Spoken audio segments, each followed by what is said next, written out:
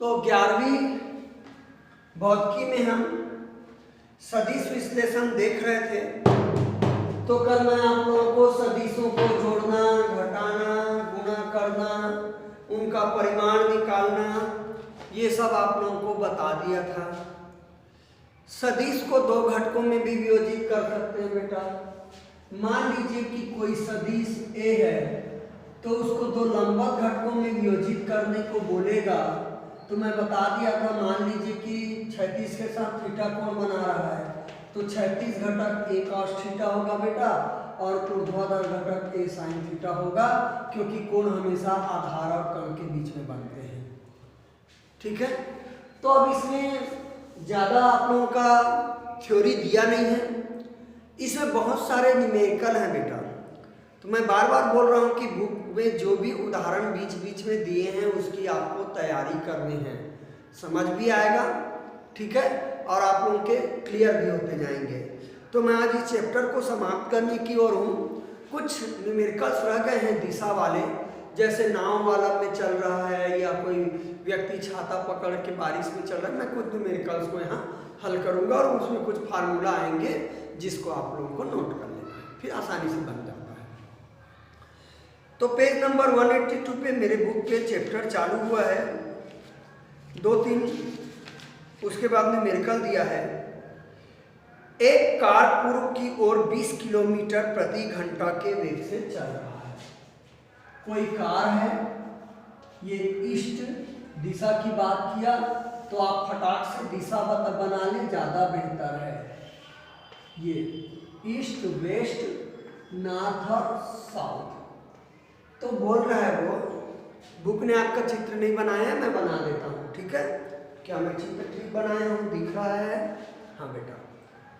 तो वो बोल रहा है कि कोई कार पूर्व की ओर 30 किलोमीटर प्रति घंटा के वेग से चल रहा है। पूर्व की ओर 30 किलोमीटर प्रति घंटा के वेग से, तत्पश्चात उत्तर की ओर 15 किलोमीटर प्रति घंटा के वेग से चलती है।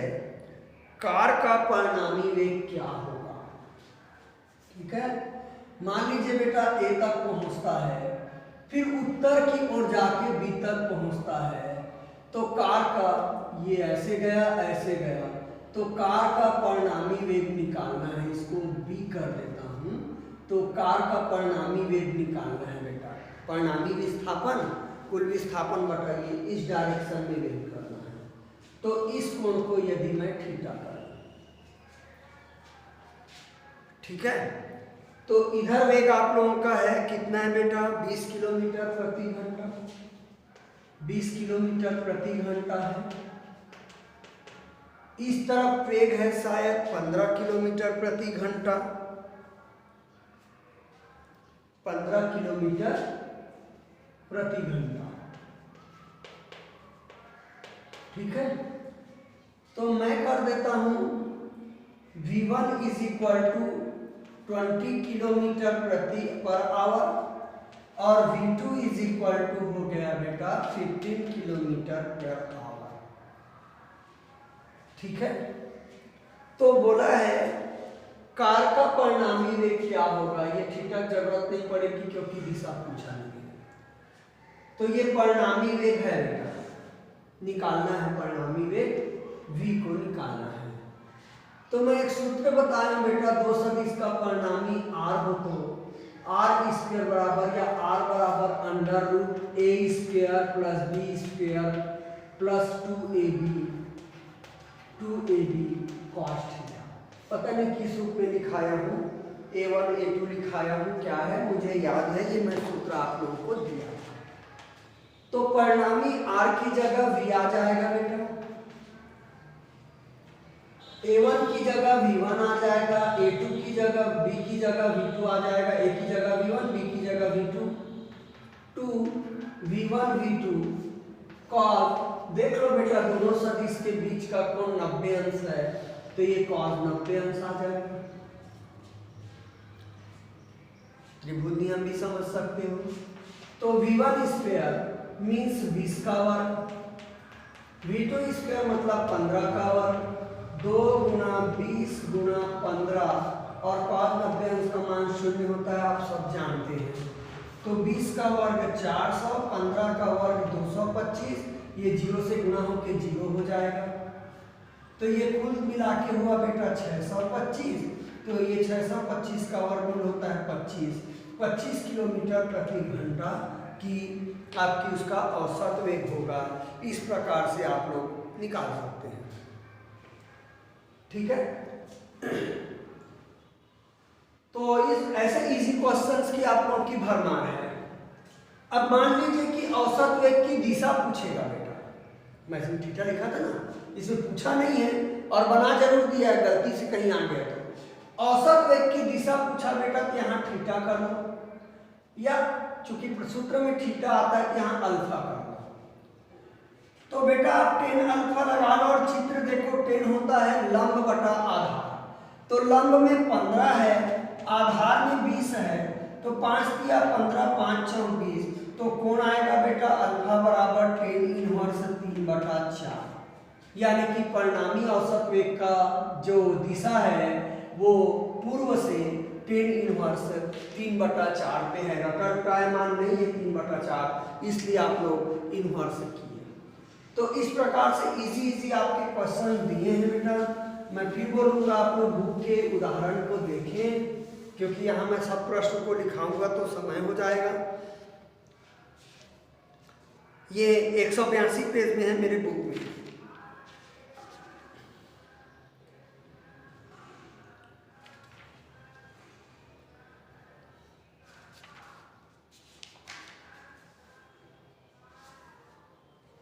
एक और दिया है बेटा उदाहरण, पृष्ठ क्रमांक 184 पे।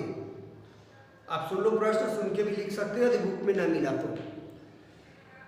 4 न्यूटन और 3 न्यूटन के दो बल, 4 न्यूटन और 3 न्यूटन के दो बल एक दूसरे के लंबवत कार्य करते हैं, उनका परिणामी का परिमाण तथा दिशा ज्ञात कीजिए। देखो फिर वैसे उसी सवाल को फिर दे दिया। 4 न्यूटन और 3 न्यूटन के बल एक दूसरे के लंबवत काम करते हैं। ये F1 बराबर 4 न्यूटन कर देता हूं बेटा बल, और F2 बराबर 3 न्यूटन कर देता हूं। इनका परिणामी और दिशा पूछा है, ये आएगा परिणामी बेटा, मान लो F, दिशा मान लीजिए कि अल्फा है, ये तो 90 अंश आएगा, दोनों बल लंबवत काम कर रहे हैं। फिर वही कहानी बेटा, R बराबर √a² + b² + 2ab cos कितना थीटा। A का मान A की जगह F1 रख देना, B की जगह F2 रख देना, R की जगह F रख देना। तो F बराबर सूत्र बन जाएगा F1² + F2² + 2F1 F2 cos theta. Theta का मान 90 अंश रखोगे तो ये 0 हो जाएगा। F1 का मान 4 है तो 4 का वर्ग 16, F2 का मान है 3 है, 3 का वर्ग 9, 16 और 9 25 का वर्गमूल 5 न्यूटन आएगा परिणामी बल। सेम सवाल है आप लोगों का। अब दिशा पूछ रहा है, मान लीजिए कि परिणामी बेटा पहले बल के साथ अल्फा बनाता है, तो tan अल्फा बराबर, बुक में चित्र नहीं बनाया, हाँ चित्र बनाएंगे तो बहुत समझ आता है बेटा। तो बेटा लंब साफ दिख रहा है, F2 है, आधार F1 है, तो ये 3/4 आया बेटा, यहाँ भी अल्फा आया tan इनवर्स 3/4, यानी कि जो परिणामी बल है वो पहले बल के साथ tan इनवर्स 3/4 का कोण बनाता है, ठीक है।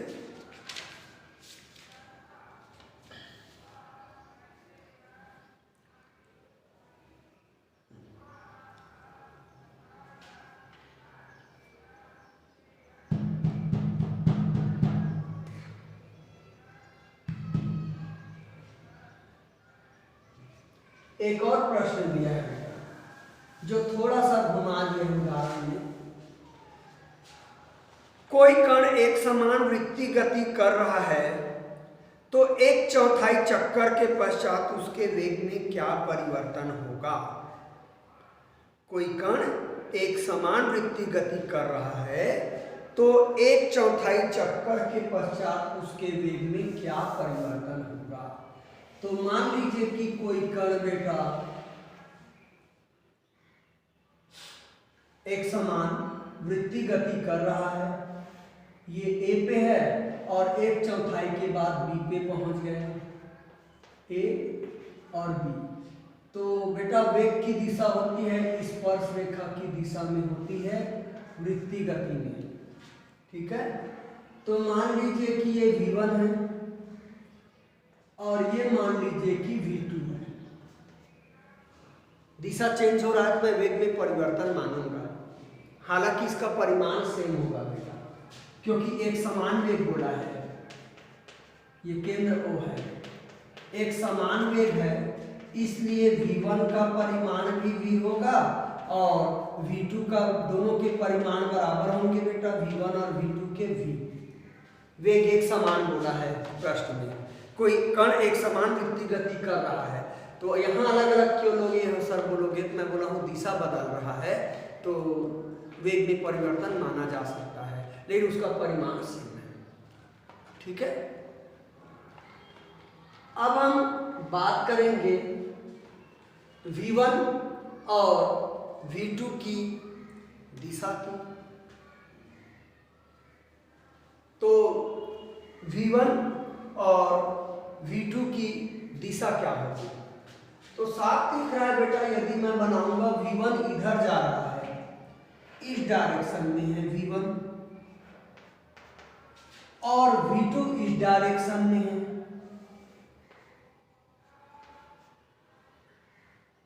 v2 इस डायरेक्शन में है,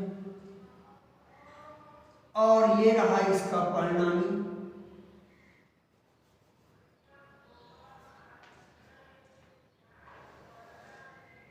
मैं परिणामी भी कर देता हूं, चित्र है बेटा। तो v1 और v2 के बीच का कोण साफ दिख रहा है, 90 अंश है। तो वही सूत्र आ जाता हूं, r बराबर अंडर रूट क्या, a square plus b square. यहाँ v1 और v2 की दिशा विपरीत है बेटा, -2ab लगा होगा cos थीटा, ठीक है। अभी तक बना रहे थे वैसे था बेटा, एक ही डायरेक्शन में था तो प्लस लेते थे, यहाँ विपरीत डायरेक्शन में है तो माइनस ले लूंगा, ठीक है। तो r यानी कि v, परिमाण निकाल रहा हूं, दिशा नहीं करना बेटा, ये आ जाएगा v1 square v2 square -2v1 v2 cos 90 है बेटा, साफ दिख रहा है, v1 v2 90, यहां भी दिख रहा था बेटा, इधर और इधर 90, ठीक है।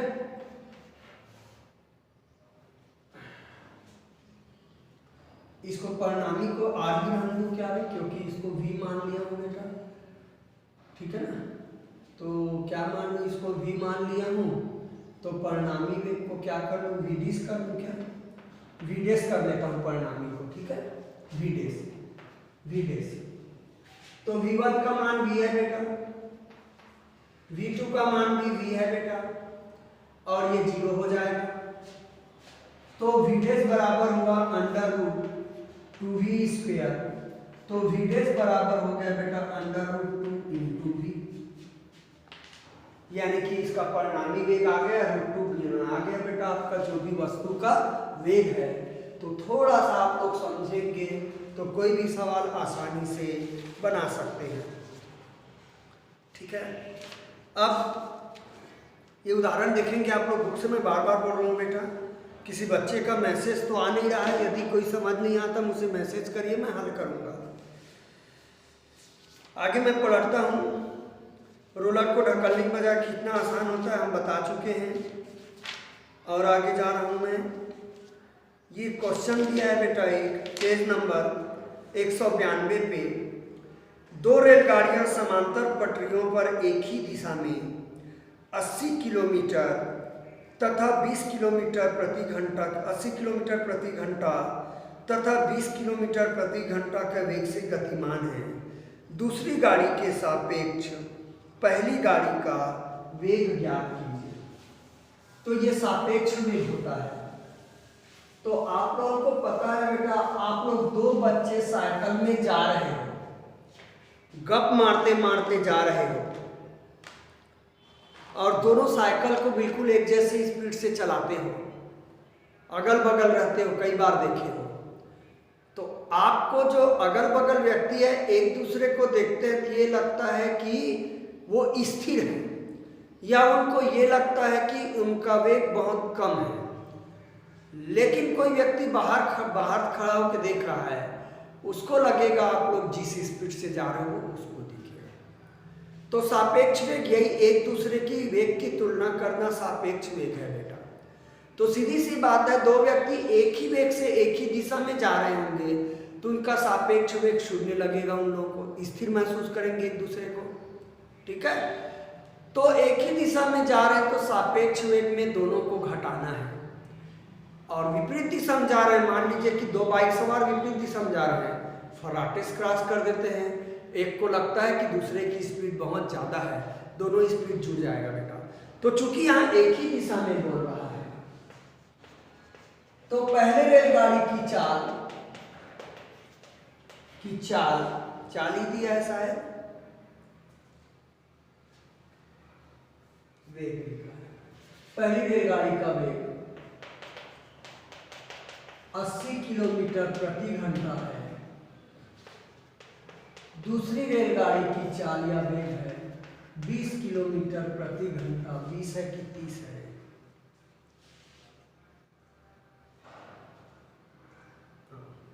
20 किलोमीटर प्रति घंटा है। ठीक है, तो सापेक्ष वेग हो जाएगा, दोनों को घटा दीजिए, 80 × 20 बराबर 60 किलोमीटर प्रति घंटा। आपका बुक गलत बनाया है बेटा, हाँ 20 बोल के 50 घटाया है, तो ये क्वेश्चन नहीं करना, बुक ने तो उत्तर 30 लाया है करके। प्रश्न में 20 है और यहाँ पे 50 घटा दिया आपके बुक ने और 30 उत्तर ले आया है, थोड़ा सा गलत बनाया है। एक और है, उसी के नीचे एक और उदाहरण है।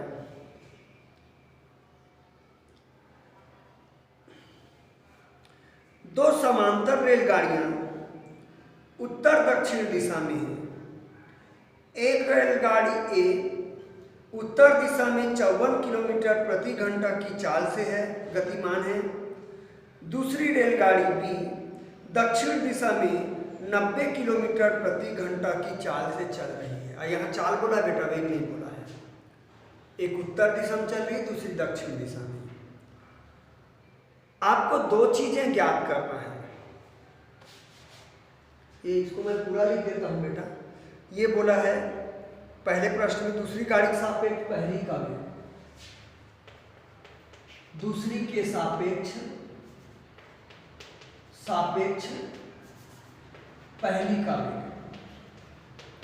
तो उल्टा घटाते हैं बेटा, पहली शुरू में रखना, दूसरी बाद में रखना, जिसके सापेक्ष बोलता है। अब अगला प्रश्न है, इसमें दो चीजें ज्ञात करना है बेटा। ए के सापेक्ष बी का आपेक्षिक वेग, बी के सापेक्ष पृथ्वी का आपेक्षिक वेग, दो चीजें ज्ञात करना है। तो आपका ए रेलगाड़ी की चाल बोला है, ए रेलगाड़ी की चाल बराबर है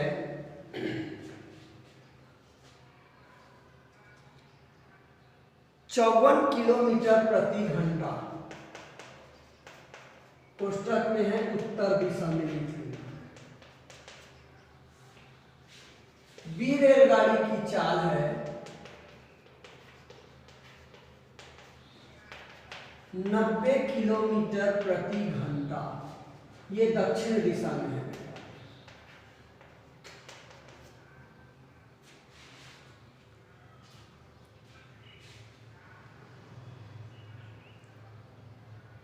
ठीक है,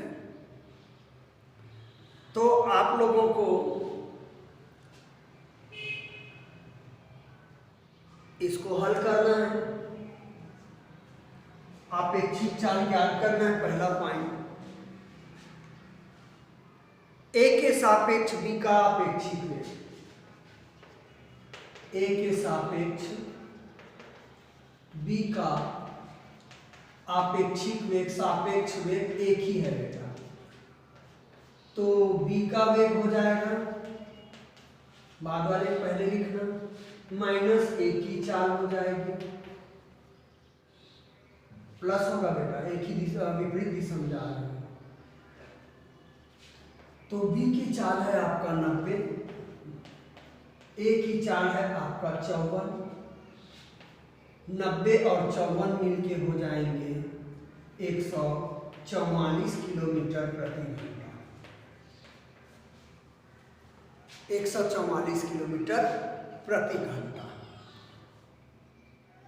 ठीक है, और दिशा लोगे तो ज्यादा चाल की दिशा लेंगे बेटा, आपका दक्षिण दिशा, दक्षिण दिशा लिखना चाहेंगे तो। आपकी बुक ने इसको चेंज बनाया हुआ है, 40 उत्तर लाया, मीटर प्रति सेकंड में बदल दिया। तो बेटा 144 को मीटर प्रति सेकंड में बदलोगे, 1 किलोमीटर में 1000 मीटर होता है और 1 घंटा में 3600 सेकेंड होता है। आप मैं चेंज करने का तरीका बता रहा हूँ। तो 4 दिया 36, 4 दिया 12, 4 दिया 36, 4 दिया 12, 2 बचा, 6 चौक 24, 9 चौक 36, तो 9 गुना 10 यानी कि 40 मीटर प्रति सेकेंड उत्तर आएगा। तो अलग अलग तरीके से बनाता है, परेशान मत होना, ये करेक्ट है, ऐसे आप लोग बना सकते हो। ठीक है, बी पॉइंट दिया है बेटा,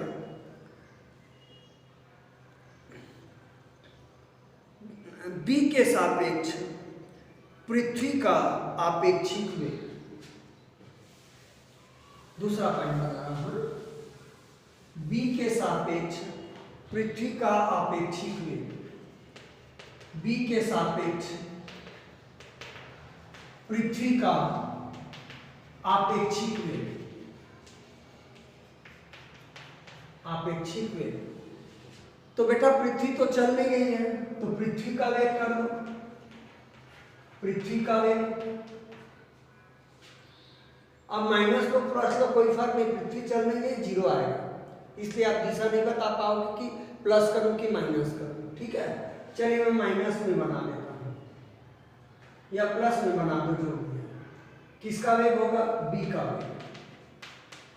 पृथ्वी का वेग 0 होगा और बी का वेग है 90, तो ये आ गया बेटा आप लोगों का 90 किलोमीटर प्रति घंटा। मीटर में निकालोगे तो बदल देना है, आप लोग जैसे किया हूं। दिशा लिख सकते हो दक्षिण दिशा, दक्षिण दिशा। आपके बुक में उत्तर दिशा के लिए प्लस चिन्ह किया है, दक्षिण के लिए माइनस चिन्ह किया है, तो ऐसे लिखा है क्योंकि जो बड़े उछाल है उसकी दिशा आप लोग लेंगे। तो ये सेकेंड पॉइंट आसानी से बन गया, कोई रखने की जरूरत ही नहीं है, एक बार आप लोगों को हल्के से देखना है। अब रेलगाड़ी एक ही छत पर गति की विपरीत दिशा में दौड़ते हुए उस बंदर के वेग की गणना कीजिए जो पृथ्वी पर खड़े व्यक्ति को देख।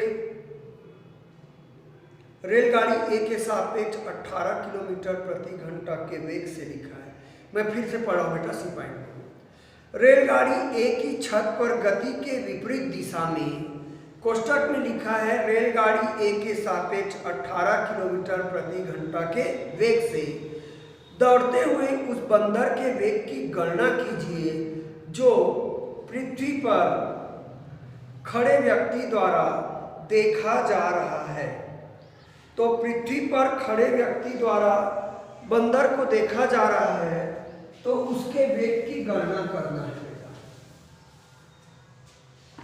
ठीक है, तो अब आप सोचिए, सापेक्ष वेग बोलते हैं तो एक ही दिशा में है तो सापेक्ष वेग घटाते हैं, विपरीत दिशा में सापेक्ष वेग को जोड़ते हैं एक दूसरे के लिए। अब यहां बोल रहा है कि तीसरा व्यक्ति देख रहा है बंदर को रेलगाड़ी के छत पे विपरीत दिशा में दौड़ते हुए। रेलगाड़ी इधर दौड़ रही है, बंदर इधर दौड़ रहा है, तो तीसरा व्यक्ति देखेगा बेटा विपरीत दिशा है तो वेग घटेगा। वेग क्या होगा? घटेगा, क्योंकि वेग रेलगाड़ी इधर जा रही है और बंदर इस तरफ। तो थर्ड पर्सन की स्थिति में उल्टा होता है, एक ही दिशा में आपके जुड़ते हैं और विपरीत दिशा में घटते हैं। यहाँ घटेंगे। यदि दोनों के सापेक्ष तुलना करेंगे तब आपका अलग होता है। तो बंदर का वेग दिया है, बंदर की चाल दिया है 18 किलोमीटर प्रति घंटा। तो क्या बोल रहा है तीसरा व्यक्ति ना, पृथ्वी पर खड़े व्यक्ति द्वारा, पृथ्वी पर खड़े व्यक्ति द्वारा बंदर की चाल, ठीक है बेटा। तो मैं ले लेता हूं ए रेलगाड़ी की चाल ऋण बंदर की चाल। ए रेलगाड़ी की चाल है शायद 54, बंदर की चाल है 18, तो 54 और 18 हो जाएगा 36 किलोमीटर प्रति घंटा। इसकी चाल अधिक है, ए रेलगाड़ी की दिशा भी लिख लो बेटा, उत्तर दिशा। यानी कि व्यक्ति को दिखेगा बंदर दौड़ तो रहा है रेलगाड़ी के छत के ऊपर, लेकिन व्यक्ति को बंदर आगे बढ़ते नहीं दिखेगा, रेलगाड़ी की दिशा में पीछे हटते दिखेगा, क्योंकि रेलगाड़ी की स्पीड ज्यादा है, बंदर उसको कवर नहीं कर पा रहा है। ठीक है, तो उत्तर दिशा में दिखेगा बंदर की चाल, उसको पीछे हटता हुआ दिखेगा। मीटर प्रति सेकंड में बढ़ता है वो आंसर, फिर बदल देता हूँ बेटा, 36 गुणा 1000 बटा कितना 3600, 36 कट गया तो आपका 10 मीटर प्रति सेकंड आंसर छापा है। तो आप लोग ये आंसर लिख सकते हो, नंबर आपको नहीं कटेंगे, पूरे नंबर मिलेंगे। तो ऐसे बहुत सारे अच्छे अच्छे सवाल आपके उदाहरण में दिए हैं बेटा, जिसको देखेंगे तो आप लोग और कल देख के आइएगा उदाहरण। मैं कुछ प्रश्नों को बचा रहा हूँ, कल पूरा करूँगा इस चैप्टर को, ठीक है।